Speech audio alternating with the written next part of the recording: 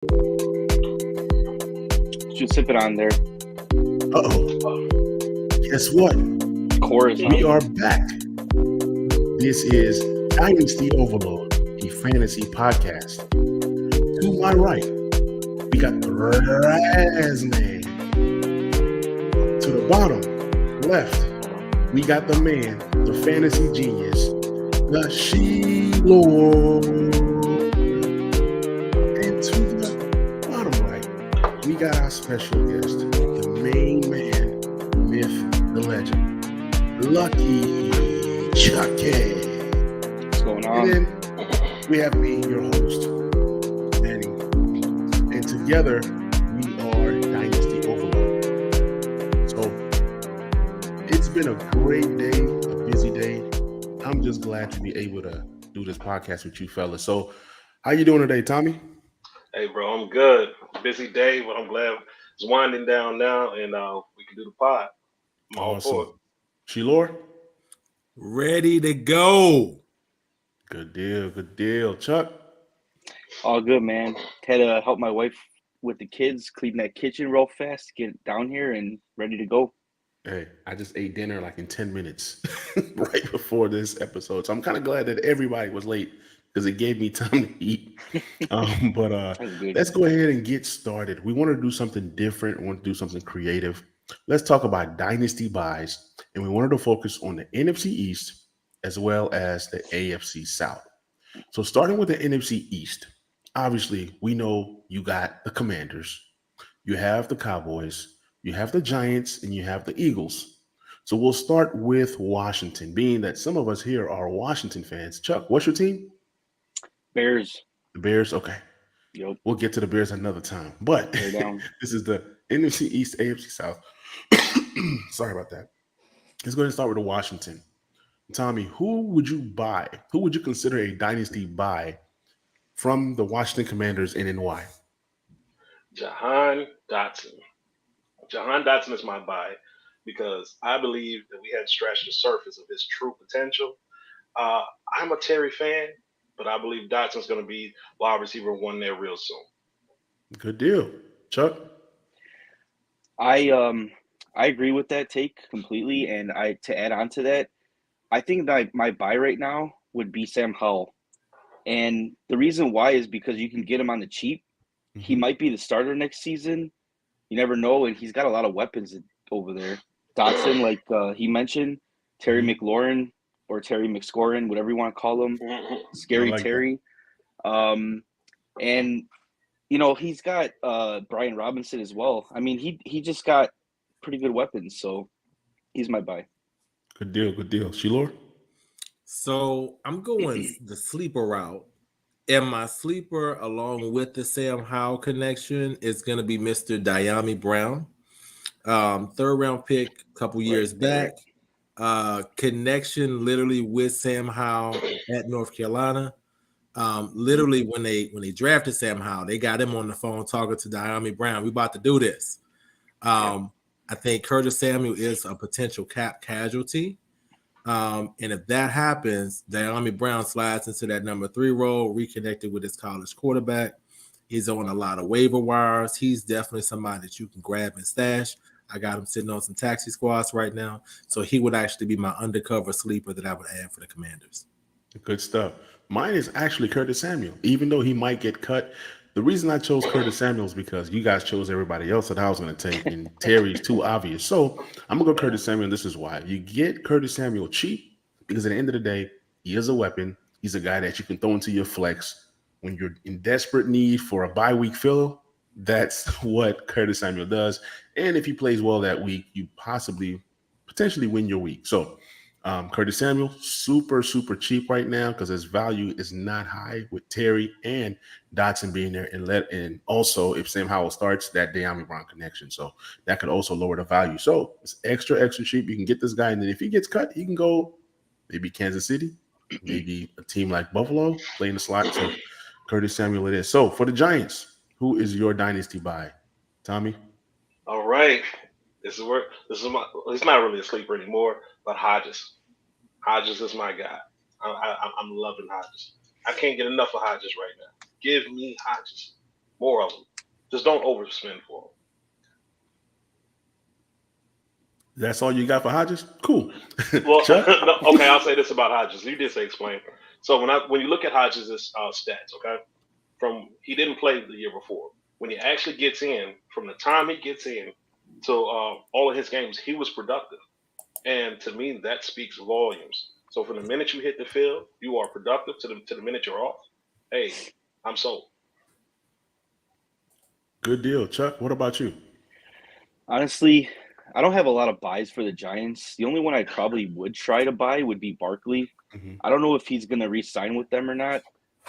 As a Bears fan, I'd love the Bears to sign Barkley. I feel like the Giants might end up franchise tagging him though. But if anything, right now, I think you might be able to get a few people to let you buy a little cheaper on him because they don't know where he's going to be ending up. Mm-hmm. So Good deal. Good deal. Absolutely. I like that Barkley take. I mean, he's actually on my list, and I don't have much of anybody to buy. I have 3 people on my list. Raz has taken one, Chuck has taken one, and I well, I think know for Sheila. sure I'm out on Daniel Jones. I don't want Okay. anything to do with Daniel Jones. Okay, I feel you. What With a about you, Sheila? 10-foot pole. So the Giants are due for an offensive makeover. Mm-hmm. I'm not buying any of these guys because I think what you're looking at is a team that you don't necessarily know what's going to happen in the offseason. They definitely had one of the lowest, like probably one of the least talented receiving cores. And it's a lot of guys there that have actually been hurt and going through different motions. I do like the Isaiah Hutchins piece because he knows the offense coming in with Brian Daboll. But outside of him, I don't want anybody else on that offense right now because I think it's going to be some changes. Okay. Well, they I sure feel could you. use an Evan Ingram like person, huh? Yeah, absolutely. But I think money would be an issue for the Giants. They're gonna possibly go through the draft and get some guys cheaper. The guy that I would buy, believe it or not, is Daniel Jones. I think that in that offense, and if I'm buying Daniel Jones, I'm not spending. He's gonna be a buy low for me. I'm not spending a first for him. I've been selling him for a 24 first. I think I've sold him for 24 first in 2 separate leagues. But he's a guy that I would buy possibly for 25 first if I needed a quarterback. Or he's a guy that I would purchase for a 23 second if I needed a quarterback. But if I don't need a quarterback, I will not be buying Daniel Jones. It's just a need to fill a contending team only. So that's my guy that I would buy. How about the Eagles? They're loaded on offense. And if you're buying, a lot of these guys will not be cheap. I'm going to start with Sheila on this one. So Devontae Smith, he's already here, but I think he's already about to take another level, right? The reality is he's one of the best route runners in the league. He killed it in college. He really was the star on that Alabama team. I was very disappointed he decided to go back. The year Ruggs came out and the year Judy came out. He was the guy. He actually led him in receiving yards. So he stays, he gets polished. Him and Jalen Waddle are tearing it up. Jalen Waddle gets hurt, and now he goes out and says, I can do it all by myself. A.J. Brown's a guy who had some knee injuries, some injuries in the past. This year, you kind of saw him as the 1 and Devontae as the 2. But what I'm believing is going to happen is we're going to see a role reversal in that because Devontae Smith's skill set and the way he's set up is more set up for a long-term buy. So I'm all in on Devontae Smith. He's the guy I would want. Good deal. Chuck, what about you? Well, when going through this originally, I just said buy everybody.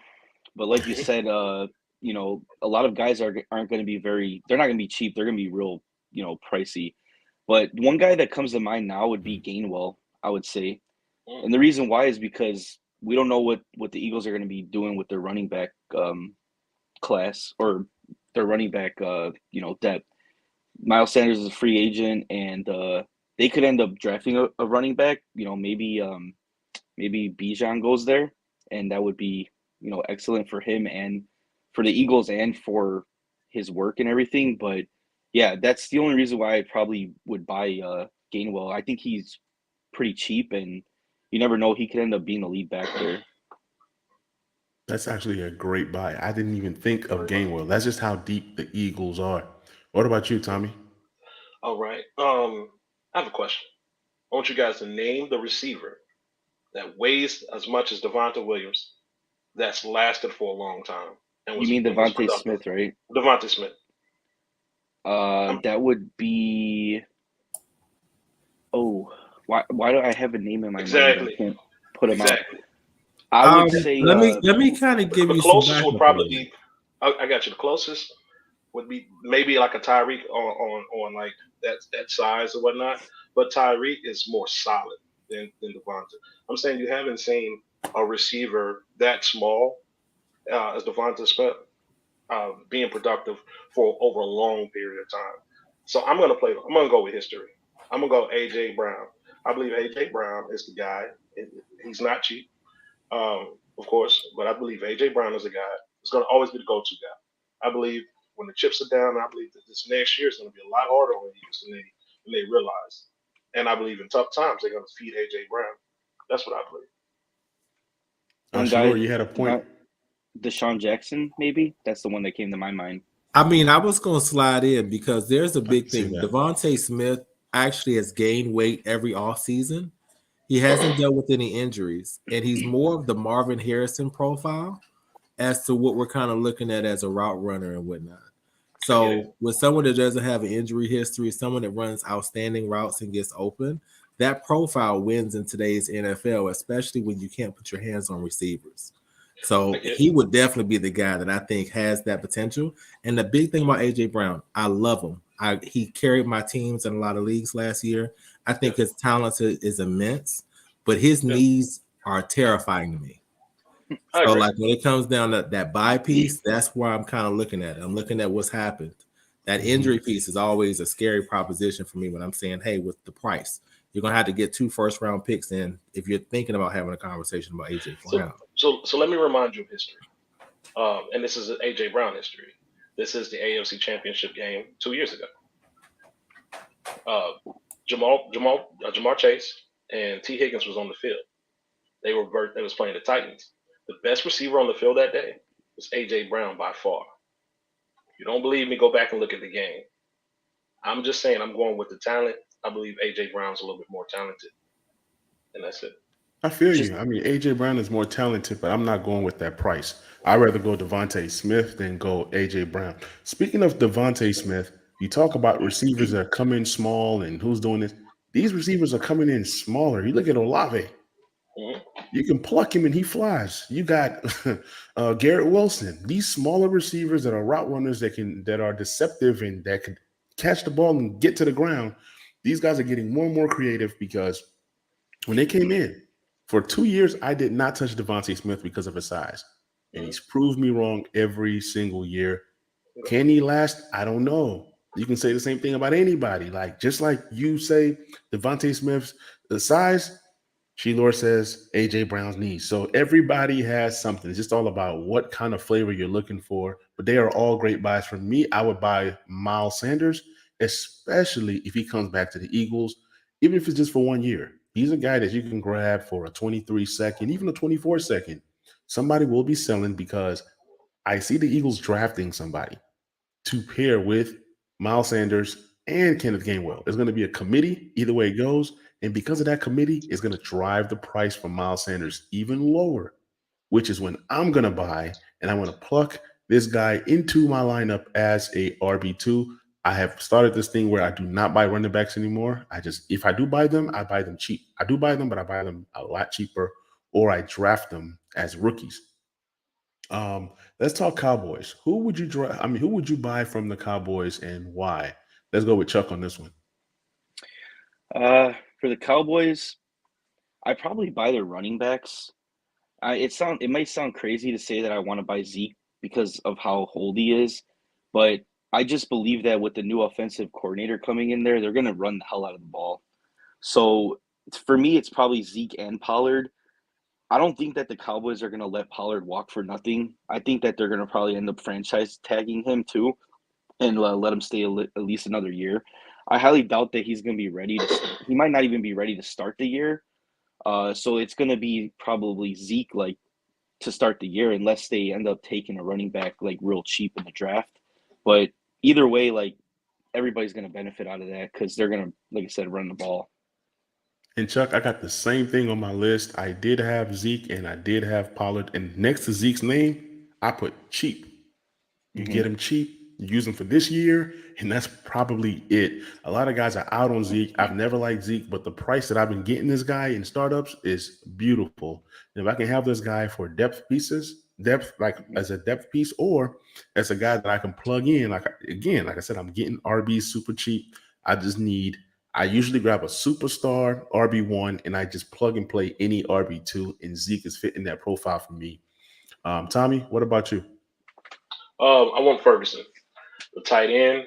That's what I'm Okay. looking at right now. I believe you can get him pretty cheap. Schultz may not be back this year. I think he Mhm. was on a franchise tag last year. I doubt they have the money to continue to pay him. So, and when Ferguson played last year, he played pretty well. So I think those are a lot of targets that can go his way, and I'm looking forward to it. Good deal, good deal. So, Tommy, right back to you with the Titans. We're going to now move on to the So, AFC South. With the Titans, who is a good dynasty buy for you? right now for the Titans, Dynasty Buys is going to be Traylon Burks. Okay. Um, got hurt a lot. He got hurt last year, had some down stuff, and he was the receiver that was picked in the first round draft that in the first round last year that people are a little iffy on. And you want to buy into that fear that they have. Buy into it. Because if you ever go back and watch Traylon Burks' tape, or if you watch any of the games he actually played when he was with the Titans, I mean his talent is amazing. And he's gonna probably be the number one receiver next year. I mean, hello. This guy is screaming at you. He's the guy. Right. And that's a great, great buy. I actually bought Traylon Burks at the end of the season. I traded Dalvin Cook for Traylon Burks, Donovan Peoples Jones, and I believe a second. And that second ended up being like 207. So that's a great buy, a way to throw away an aging running back and then grab two young wide receivers and a draft pick. I know that Shilor also made a trade today for Traylon Burks. If you can talk a little bit about that and then give us your buy. So the Titans, I'm 100% on the Treylon Burks bandwagon. Treylon Burks to the moon.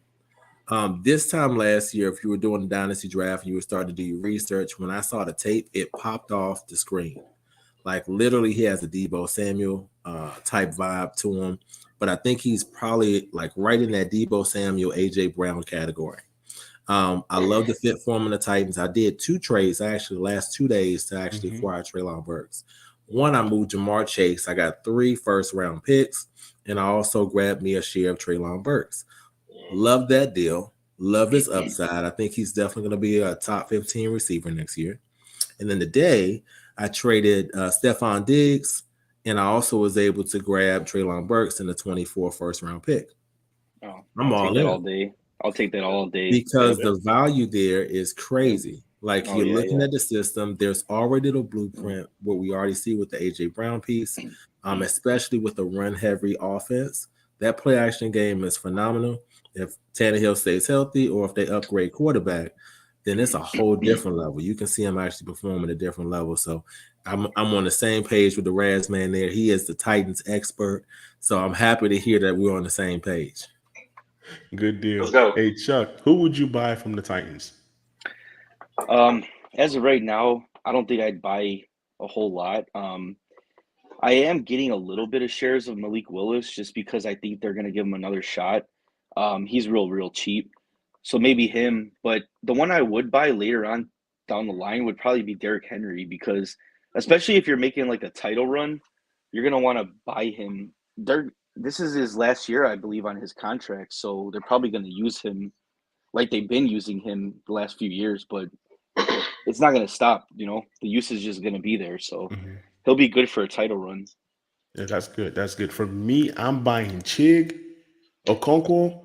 First of all, he is Nigerian like me. We're probably cousins. Number two, I think that he's going to be the tight end one on that team. Is a Yeah. team as of right now, he's a number 2 option. Austin Hooper's gone. So as if the season started today, Chig is the number 2 option. He's going to get tons and tons of targets. When he gets the ball, he makes these like 40 yards, 30 yards. Like he is a playmaker, and he's going to continue to grow within that role. He might end up being the best tight end on the Titans since Delaney Walker. Yeah. That's my Okay. prediction. Okay.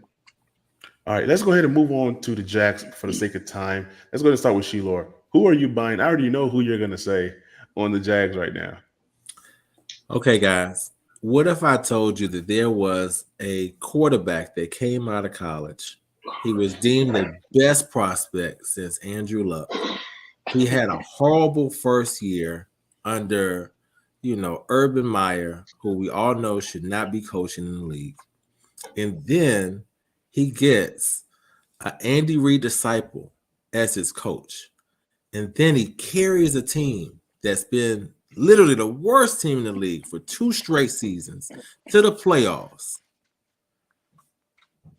Would you buy that guy? I know I would. Trevor Lawrence, Mr. Long here don't care. He's the guy that you want to actually have on your dynasty rosters. I'm in startups. I'm hoping he falls. He literally is on his way because you're looking at that year 2 to year 3 jump. He's getting a new receiver in there and Calvin Ridley. He's working with guys that nobody thought would be able to be successful, and they all had career highs underneath them. And that's even with a slow start to the season. Trevor Lawrence is about to ascend into that top 5 dynasty quarterback category. He's already knocking on the door. He's breaking the door down next year. So buy Trevor Lawrence, everybody, anywhere. If you can get him, go get him. Like it. Chuck, what about you? Yeah, just to add to that, Trevor Lawrence, I had him on my list too. His rushing is very underrated. He's a real big body quarterback, sort of like Josh Allen built a little bit, not so much like built like him, but close. But yeah, his rushing is very underrated. My other buys would be probably Christian Kirk and ETN. I've been buying ETN a lot lately. I've got probably 3 to 4 shares of him already, and I've only got about 3 to 4 leagues so far. So I love ETN. Like I feel like they didn't really utilize him in the passing game enough this past season, and I think that it sounds crazy because they're getting Ridley in there next year, but I think the passing volume will go up, and with that passing volume going up, it means that ETN's going to get some more catches too. And Christian Kirk, he was pretty good last year. Like, what did he have? 1,100 yards, 8 touchdowns, pretty good season. And them adding Ridley there, I think it's going to open him up a little bit more too. So I love Christian Kirk, and he's going to be pretty cheap too, because people are going to be like, oh, well, Ridley's coming in. I don't want this guy now. I'm going to be buying into Kirk again. What about you, Tommy? All right. Trevor Lawrence is trash, but he will be at least a top 15 quarterback. I'll have to give him that, of course. He's no Justin Fields, that's for sure. And with the first pick in the 2023 NFL Draft, your Chicago Bears, quarterback by Justin Fields. He would be the best quarterback in this draft class, though. So I don't know about that. I think the Bears should draft CJ or Bryce, but that's just me. Yeah, I don't think so. I mean, I get why people say that, but they just need a lot. They need a lot, man. Like, they need to move down, get as much as they can, and build around Field, because you watch his highlights, he's a real deal. I'm sorry. No, they should get rid of Fields and get Bryce Young. But regardless of that, trying to help the Bears out. Regardless of that, yeah, Trevor Lawrence, no way. Oh, Travis Etienne, though. If the Jaguars have one thing, they have Travis Etienne, and I concur. Mr. Chucky, he was not used enough. Travis Etienne had a lot of treads still left on the tires. There was a lot of meat out there, but there's a lot of chicken on the bone still. And they just did not feed him the way that they should have. To me, their offense would have ran a lot better had they fed Travis Etienne. Etienne actually surprised me because I thought he was going to be more of a just like an Alvin Kamara type. This guy can go through the middle. This guy can get tough. And so he's a lot tougher than I thought. I'm loving Etienne, and I'm getting Etienne wherever I can. Of course, I'm not overpaying for him, but I'm getting Etienne wherever I can. I think he's going to be top 5 back this year. I think he's going to surprise a lot of people. All right. For time's purposes, we're going to go ahead and run through these last two teams. They don't matter. The two worst They're teams in the trash. AFC South. So you got the Trash. Houston Texans, and I would buy John Mechie. I'm buying John Mechie everywhere I can. This guy is a big, talented guy. And then Brandon Cooks is on his way out. Then you have Nico Collins, who's like on the bubble on plenty of people's teams. He's in my taxi, but this is the last year. If he doesn't show me anything, I'm cutting him. So if he's, I can see Houston drafting another wide receiver in the first round. But for right now, John Mechie is the guy that you want to go ahead and buy. He's recovering. He's doing well, and there's hopes that he'll play this season. So John Mechie is my buy. Chucky, what about you? I like that buy. I do think they're going to end up taking another receiver in the first round if they end up keeping that pick. My buy right now is probably just whatever quarterback they decide to go with. I don't think they're going to come in. There's talk that they're going to come in and draft defense because of their new coach, but I really don't see them passing up on Stroud or Young. Like, they need somebody in there like right away. Whoever's there now, Davis Mills is not the answer, and they just need to draft a quarterback. So I'm buying in on whoever they draft as a quarterback. Good deal. On the Colts, Tommy, who would you buy? Pierce. Colts are trash. I would go with Pierce. The only other guy would be Jonathan Taylor.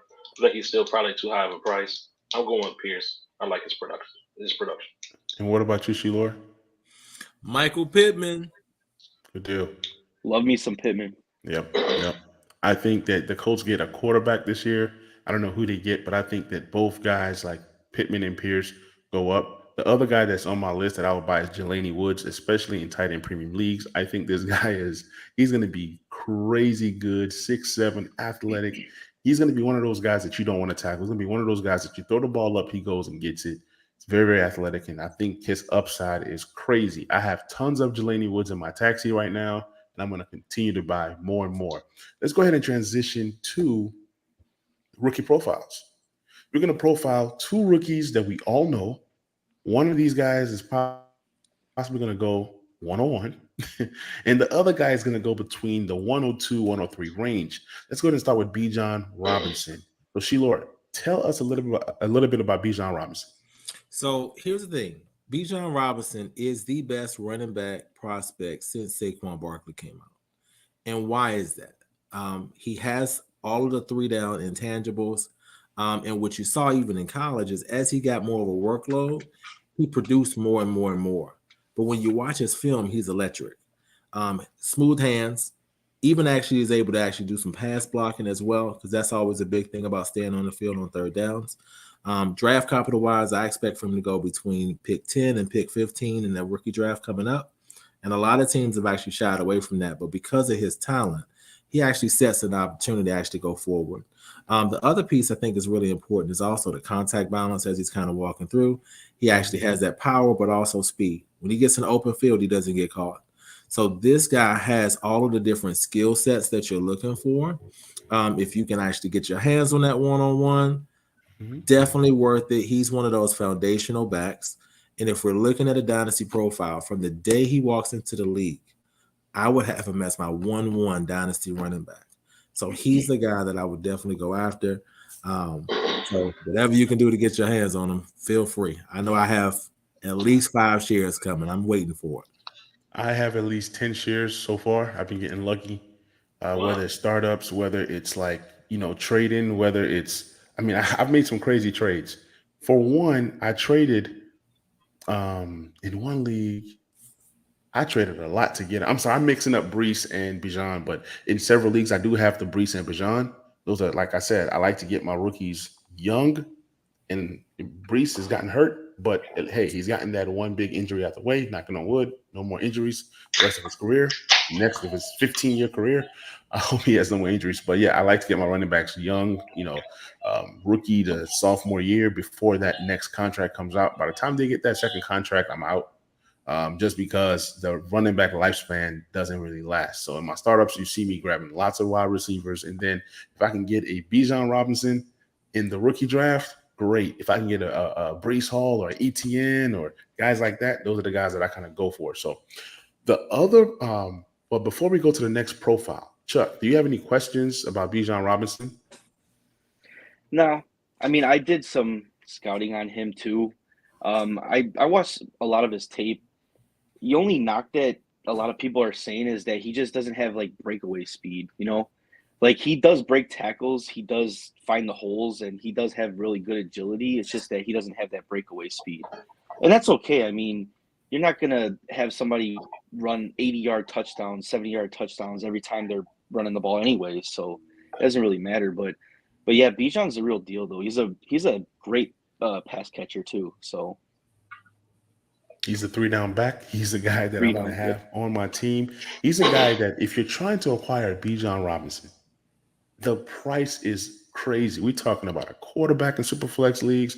We're talking about multiple first rounders. We're talking about a player plus. Let's say you have a guy like Justin Jefferson. It might be a straight up type deal. I mean, I'm telling you, the hype that Bijan Robinson is getting right now, if you see the deals that are going down for Bijan Robinson, you would be like, wow, this is crazy. Mhm. I've seen where somebody gives up 23 first and a 24 second for a guy that we have not even seen play, for a guy that we have not even seen landing spot. The second rookie profile that we wanted to highlight is a guy that I love, and it's JSN. The little bit that I do know about JSN right now is that when Olave and Garrett Wilson was there, this guy was the guy, regardless of if he lined up outside or in the slot. See, there are guys that are special. There are guys that are like Jefferson and Chase. And the knock on Jefferson coming out was, oh, he's just a slot guy. Okay. Who says that slot guys can't excel in the NFL? And who says that slot guys can't be the number one option on teams? We've seen guys like Cooper Kupp operate out the slot. But would you say, oh, he's, so that's some of the things that people say. But talk to me about JSN. What is his strength? What is his weaknesses? Where do you see him landing? And what can we expect to see from this guy in the NFL? So here's the thing about JSN, right? All you need to know is you want to kind of take a look at the draft profiles and exactly what happened the year before. So in an interview, Chris Olave, Garrett Wilson, they say he's the best out of us. And we saw the impact that we saw in the league already from Garrett Wilson and Chris Olave. These are two bona fide studs that we're looking at going forward. They, by their own admission, say, oh my gosh, this guy's the guy. Another thing I want to actually point out, Jamison Williams, Alabama receiver. He was actually on an Ohio State receiving corps. Guess what he did? He transferred out of Ohio State because of the presence of this one guy. In his sophomore season, literally walks in 1,600 yards as a sophomore. Crazy. And that's with Garrett Wilson. That's with Chris Olave on the field. The main knock right now is he actually had a lot of injuries, ankle injuries and things of that nature this past year, and he didn't really play much at all. But my belief is if you see the talent, if you see everything that's going on, can play inside, can play outside, lines up in the slot, he's there very physical. He actually shows up almost like a Jamar Chase type profile, can do everything that you're looking for in your receivers. So by all means, I think draft-wise, because of the need for weapons in the league, he's not going to be a burner. He's not going to run a fast 40. I expect for him right in that 4 or 5 range. But I think he goes top 15, and I think he's either wide receiver 1 or wide receiver 2 off the board this year. Good deal. Tommy, you have anything to add about JSN or any concerns? I was concerned about his hands, but this is what I'm going to say about JSN. I've been doing some film watching on him, and I'm a believer now. I'm a believer. Been watching this film. I'm a believer. He's probably one of the top receivers in the draft, 1 or 2.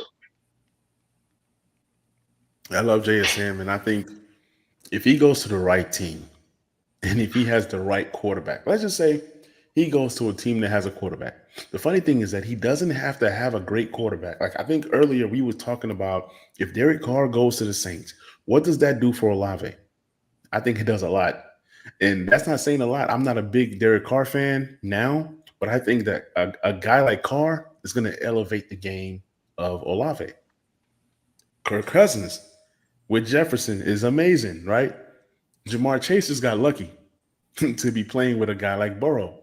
Just imagine if JSN is playing with a quarterback that's between Carr and Cousins. We're not even talking about Mahomes and Josh Allen or anybody like that. So if he goes to the right team with the right quarterback, the sky's the limit for this guy. And even if he goes to a team that doesn't have a quarterback, I'm still buying.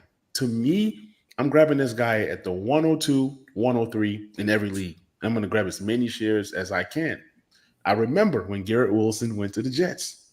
People were telling me, oh my gosh, it's the Jets. It's not going to work.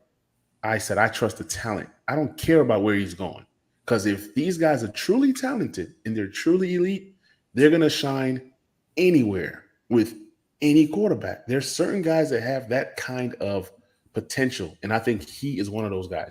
Now, if he goes and plays with Justin Fields, I will be praying for him, but I still think that he's going to play ball even with a guy like Justin Fields. I think that Justin Fields needs to work on his passing game, and I think he will. But that's one of the destinations that if JSN goes, I'm going to be sad. Sorry, Chuck, but he's that good to ball out with Justin Fields. Chuck, any thoughts? Hey man, all this hate on Justin Fields with his passing. Get him some weapons, man. That's all I'm gonna say on that. Get him some weapons. He has nothing. Claypool. Okay, Claypool. Yeah, sure. Anyways, yeah, with Jaxon Smith though, I do like his profile. Mainly a slot guy. Doesn't matter, like you said. Got guys like Cooper Kupp in them who are tearing it up. The only knock on him is his junior season last year, but he was injured most of the year. But I mean, he just dominated his sophomore year, and he beat those other two guys out, Garrett Wilson and Olave. And those guys have been pretty successful already. So I think wherever he goes, he's going to end up helping that team right away. He maybe might just slot in there as the wide receiver one right away. And I can see a scenario where, CJ Stroud goes to Houston, then they take Jaxon Smith with that 16th pick and pair them up together again and run it back, just like all these other receivers are playing with their quarterbacks in the NFL too. Why not give it a go with them guys? Hey, that would be a dream come true. If that happens, don't be surprised if I take him at the 101. Just saying. We all know that the Bears. Sorry to interrupt you. Yeah, go ahead. I was just gonna add to that. We all know that the Bears and the Packers ain't taking a receiver in the first round. That's true. That's Never true. do. That's true. But wouldn't it be funny if one of these rookies that we like go to a team where Aaron Rodgers is the quarterback, and even if it's just for a year or two, it could be nice. It could be nice. But I want to go ahead and transition. We're going to analyze some trades, and I'm going to let Chuck head this one. Chuck had a trade that he made that we've been trying to analyze on the show for a while. I'm going to try to see if I can find it. I know I bookmarked it, but if you can tell us a little bit about the trade, and if I can find it, I'm going to put it up on the screen. Sure. Let me open that up right quick. Go grab it. Yeah, it was an interesting trade that made me think, and I said, you know what? I got to put this on the show because it's one of those trades that you literally have to think about it. There was a lot of moving pieces, a lot of moving parts. It was a big trade. It was one that it's either you are a hero or you end up being a zero. It's just one of them kind of trades. If it works, you win your league, and if it doesn't, you look silly. So the funny thing to add to that, the funny thing is that I actually, with this trade that I made a couple of days ago, I actually flipped Dak already to another trade. Man. So I'll talk about that as well. But the trade was Dak Prescott. So I traded Russell Wilson, Stevenson, the 107 and the 108, and I got Dak Prescott, CeeDee Lamb, and the 205. Okay. Now, the way that my team was stacked up now, I had Mahomes. I had Mahomes as my quarterback one. I got Eckler, Connor, Montgomery as my running backs. And I had A.J. Brown, Mike Williams, Brandon Cooks, and I believe Tyler Lockett. So I was kind of in need of like a good receiver too. And I think getting CeeDee Lamb just makes that made me want to do that trade even more. I mean, that's why. Yeah, and initially I told him, I said I would take that deal because to get a guy like Jamar Chase and Jefferson is super expensive. And then you got a third guy in CeeDee Lamb, and he's coming. And you're telling me 107, 108? I mean, you do that deal all day long. And then to get Dak, even though I'm not a Dak guy, but to get that stack and then to upgrade your quarterback, that's great. Stevenson, I love him in New England, but at the end of the day, running backs don't last. CeeDee Lamb is going to outlast this guy. And it was just a deal that made sense. And then they're tossing 205 back to you. It's just a no-brainer. Tommy, thoughts on that trade? My thoughts is, like you said, no-brainer. I mean, if you're going to have that type of stack, you go for it all day. I mean, honestly, there's nothing for me to add. I wish it was me. What about you, Sheila? Slam dunk. Y'all know I make deals all day long, and I'm always trying to grab those stacks. But in the sense of that, I mean, I would love to hear about the part of you actually flipping Dak. What did you flip Dak for? Yeah, so here's my thought on this. So I'm not a big Dak guy. The reason why I took him was because of this stack, and I prefer Dak over Russell Wilson. Mm-hmm. So I took the deal, and I really wanted CeeDee Lamb. I did not include CeeDee Lamb in this deal, but I ended up flipping Dak, and my thought was I currently hold the 102, so I'm definitely taking Stroud or Young with one of those picks, which will be my quarterback too. So I ended up flipping Dak. So I gave Dak, Hunter Henry, Mike Williams, and 411, and I got back the 104, a 24-second Malik Willis and Mike Evans. Okay, it got better. At first, I was worried. At first, I said, "Oh my, you gave all that." You only gave up Dak. All I heard was Dak. It's pretty much just Dak. Yep. Yeah. It is tight end premium. This guy was in need of a tight end, like a starter, and he had Kirk Cousins as his main quarterback, so he upgraded both of those positions with the deal. Mm-hmm. But I hold the 102 and the 104. So nice flexibility. And to be honest, you can take JSN or Gibbs at 2. Then you can take it's going to be a quarterback available at 104. I think. I don't see a quarterback going at 101. I mean, if you take this guy at 2, even if a guy takes somebody at 3, you'll be left with another quarterback. So at the end of the day, you can get JSN and Gibbs. And then at 4, you can take whichever one that falls to you between Bryce and CJ. That's a slam dunk deal. And only thing that does is that it possibly doesn't put you in a win now mode, just because those rookie quarterbacks take a while. But a year from now, 2 years from now, your team would be the real deal, especially if you grab one of those assets like JSN or Gibbs. Anybody else has thoughts on that? No, I love the deal. I think it makes a lot of sense. I'm definitely with you on that as far as the running back piece at 2 or JSN at 2, and then the quarterback piece there. I'm aligned like that similarly in the league. I have the 2, I have a 4, and I had a guy trying to get me to move up to 1. I'm like, no, I'm just fine. I know what you're doing at 1. I know I'm going to get my receiver at 2, and I know I'm going to grab me a quarterback at 4. I'm good. Yeah, great. So now we're going to move to the last segment of the show. Tommy has a team to analyze. So he's going to break down the team for us, and then we'll talk about the strategy of this guy's build for his startup. And so I'm going to read this startup draft off to you guys, and I want you to remember that it is tight end premium. Okay, we'll read it slow so you kind of understand who's on the team. So his quarterback is Justin Fields.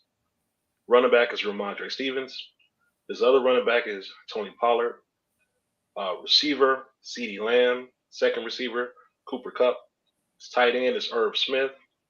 His first flex is Devontae Adams, Alvin Kamara, Kadarius Toney, Jacoby Myers. His quarterback is Daniel Jones. He has no one else of significance on his team. No young players for the most part. This guy also has no draft picks, and this is a startup. Yeah. The problem I had when looking at this roster here is, sure, it can compete this year. It's going to be a competitive team this year, but for you to not have any draft picks, I would imagine that you drafted a little younger. I think Cooper Kupp and Devontae Adams, Alvin Kamara, unproven Kadarius Toney, and Jacoby Myers. One thing about those guys as they get older is they're more injury prone too. So that's something like that you really got to look for. So like a Keenan Allen got injured this year. Who else got injured? Cooper Kupp got injured. When you get older, you're more susceptible to injuries. So that's another thing about drafting older guys. Another thing, Daniel 1 Year Jones. Oh my God, you know, and he traded up to get this guy. He gave away assets to get him. I'm not laughing. And then I am. the other thing, and I'm sorry, Chucky, Justin Fields. The thing about Justin Fields is great for fantasy. Problem is he's not winning games. And the thing we all know is if you don't win games, you don't continue to play. At some point, they're going to lay it on Justin Fields. I mean, I thought it was Nagy. Now they got a new coach, and they're still picking one. I mean, what's going on? Now, you can say it's the team, but I'm just sitting here saying quarterbacks don't get that much rope. And if they have the 1 overall pick next year, Fields is out. Honestly, they should be picking Bryce Young this year. If they have the 1 overall next year, Fields is gone. He's cooked. I don't care what happened or what excuses that they're making. Pollard has a broken leg. Ramondre Stevenson plays for the Patriots and usually that's running back by committee. I do like CeeDee Lamb. And other than that, this team, if he doesn't win this year, it's over for his entire team. He's got to hang it up to 26. This is not how you do a startup. And I just want to put out there, guys, when you're doing your startups, you have to consider, even if you're trying to do win now, you have to consider, hey, what if I don't win? You know, and you want to make some type of plan for that. And I'm gonna also put my team out, which I don't think is the greatest, but I think it's okay, just for comparison's sake. All right, here's my quarterback, Lamar Jackson. Running backs is Jonathan Taylor, Leonard Fournette. Receivers, Drake London, Treylon Burks. Then my tight end is Mark Andrews. Next one is Terry McLaurin, Mike Evans, Evan Ingram, Tyler Lockett. Matthew Stafford is my quarterback. What I did here is because Stafford was an iffy guy, I also went Sam Howell and Ryan Tannehill. And with my receivers, I actually stacked receivers at the bottom too, just because I didn't trust them. But what I ended up doing was actually gaining picks for 24, and I kept all of my 23 first-round picks, or all my 23 picks as well. When I compare, I do believe his roster is probably more challenging than mine is, but I also believe at 24, he's going to disappear, where I'll still be around ready to challenge, probably better than I was this year. Now, let me say this. So, Tommy, with your team, were you trying to win now, or were you trying to rebuild, or were you slow build? With my team, I'm actually trying to win now. I will don't try see to. it. Let me ask you, okay, what do you not say? Between Drake, Treylon Burks, and whatever else you said at receiver, This is what I see stacked. I got you. This is why I stacked receivers. So let me read you the receivers I got on the bench, and they're not the greatest, but I think they're going to give me something. So I went Zay Jones because I do believe that he's going to be better than Calvin Ridley this year. I went Tyler Boyd. I do. Hey, look out for that.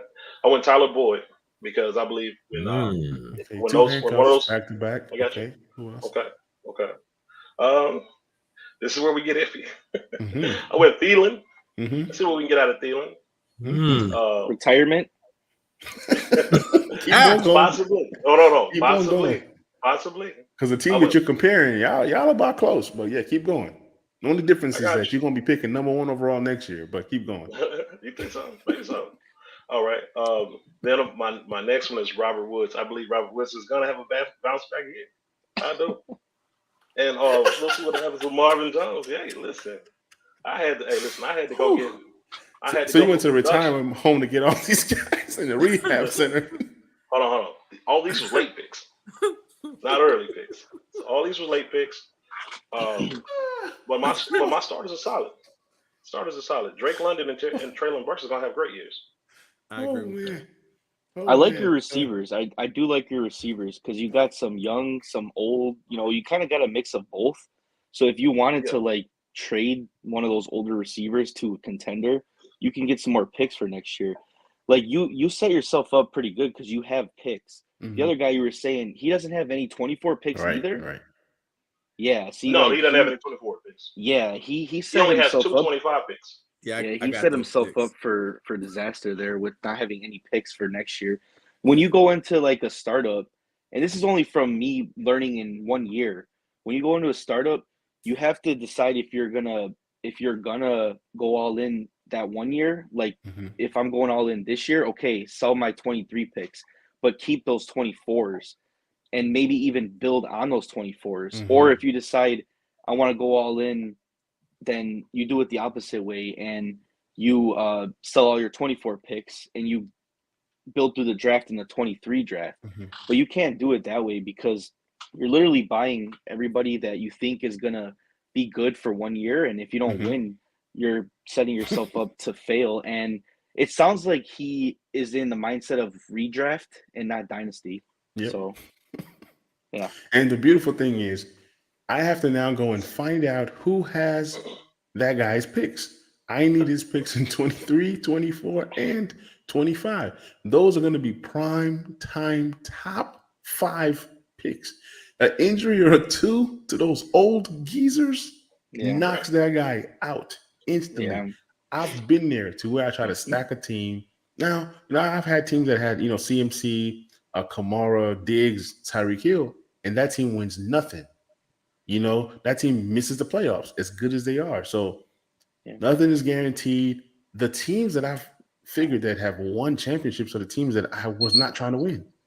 I said, I'm going to slow build this thing. So I say all that to say that, Tommy, your team could definitely go and win it all. But the makeup of your team is solid. It's yours is going to be around for a while. Outside of Stafford, which is why you have that first round pick. Knowing you, if you start off slow, like 2 and 4, you're going for a top 5 pick. I already know how you roll. Yeah, I got my secret weapon. How, man? Exactly. Yeah, I got your secret weapon is that first round pick.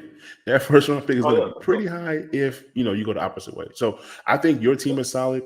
I think his team is solid. The only issue that I have with his team is that it's so old and with no picks. If I had that kind of team and I start off pretty bad, guess what? For me, I'm selling everybody. Yeah. But I don't think he has that mentality. That's the difference. No. He doesn't have that mentality. He starts to lose, and he's going to hold on to Cooper Kupp until Cooper Kupp retires. Devontae Adams is sticking with him until he retires, unless if he has his secret weapon, which is his trade partner in that league, which I'm not going to mention any names, but if his trade partner is there, he has hope. He should sell everybody now. He can. I mean, I drafted a team. I think it's that same league. I drafted a team, super nice with tight ends and everything, and I ended up trading Travis Kelce and a 20 late second, and I ended up getting Breece Hall. So sometimes you have to pivot. I came in with the win now mode, and I've sold Kelce. I'm going to sell Kittle. I'm going to sell Waller. Tight end premium, 2 points per catch. So I needed those tight ends. So I'll end up keeping guys like Freiermuth and Fant and then sell all of my older guys. And then this one guy's looking for a tight end, and he's offering DK Metcalf for Devontae Smith. But if you see what he paid for those 2 guys, you would laugh. Now I'm going to sell him an agent tight end for one of those guys. So I'm pivoting because the value is there. And then I have a team that can compete, but I don't see me winning anything now that I'm making my team like less and less. Like I traded away Keenan Allen and a 24 second to go ahead and grab Hollywood Brown to get younger. So I'm getting younger with the hopes of competing. But when it goes south, I got my 24. I got my 20. I think I got my 20. Yeah, I got my 24 pick. So, I can be right back in there with another piece that can possibly help my team win. Any final thoughts before we go ahead and end this pot? Yeah, I got to get in on this, y'all. So, Razman, I love your team. And I love your team for a couple reasons. One, this is a tight end premium league. So in a tight end premium league, that tight end, having that second tight end in that flex spot is a lot of times way more valuable than dropping another receiver in there. So you had Mark Andrews and you also had Evan Ingram. Those 2 guys are going to actually be underrated. That Evan Ingram pickup, I'm sure you didn't get him high in the draft. You probably got him later on. that's going to be an amazing pickup for you. The other piece is Irv Smith as this guy's tight end. Tight end 1. Like, that's Wow. crazy. If you got Irv Smith as your tight end 1 in a tight end premium league where you're getting 2 points per reception, and we're not sure that Irv Smith is going to have a job, nor has he been healthy, then it's almost like you're killing yourself. It's like that value where you grab the Cooper Kupp, you grab the Devontae Adams. Those were picks where if you want to go veteran, if you want to go win now, then you go get you a Travis Kelce. Yeah. Because that guy's going to score almost 500 points in a league with this type of format. So you got to know your format. And I think it's also important to know where you're picking. Depending on where you're picking, a lot of times in the draft would dictate whether you want to win now or win later. For me, year 1 is always about asset collection. I'm trying to grab as many assets as possible in year 1 because everybody believes that they're going to win right now. And I take advantage of that every single time. And when I walk in year 2, I'm looking like Batman. I got my theme music going on. I'm sitting here with the draft in control, doing all kinds of wild stuff, man. So let's make it happen. Awesome. All right, man. Great show. Once again, you're listening to the Dynasty Overload, a fantasy podcast. We had a great show today. We had my boy Lucky Chucky in the building. We had Razman. We had Shelor and myself, Manny. Together, we are Dynasty Overload. We do all the research so that way you don't have to. Catch you guys on the next episode, and we are